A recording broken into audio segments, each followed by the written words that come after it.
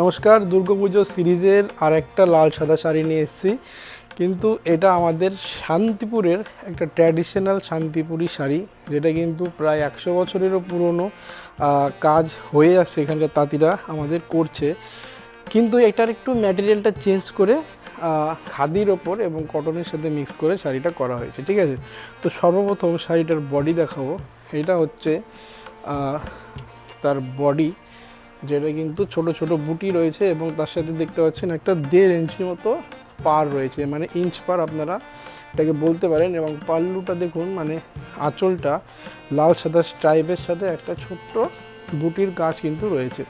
তো এইটা ডিজাইনটা কিন্তু অনেক বছর ধরে কিন্তু এখানে প্র্যাকটিস হচ্ছে, মানে এখানে বানানো হচ্ছে। এবং তার সাথে আগেরকার দিনের যে 100 কাউন্টের ম্যাটেরিয়ালটা ছিল এবং হালকা মার দিয়েছিল, সেই কনসেপ্টের ওপরেই ম্যাটেরিয়ালটা খাদি পরেনে দিয়ে এবং তানায় কিন্তু 84 কাউন্টের সুতো দিয়ে খুবই সুন্দর একটা সফট শাড়ি, যেটা কিনা আপনারা বিভিন্ন ওয়েদারে হোক, অষ্টমীতে হোক বা বিভিন্ন রিলিজিয়ান রিচুয়ালসের মধ্যে কিন্তু আপনারা অবশ্যই এই শাড়িটা পরতে পারেন।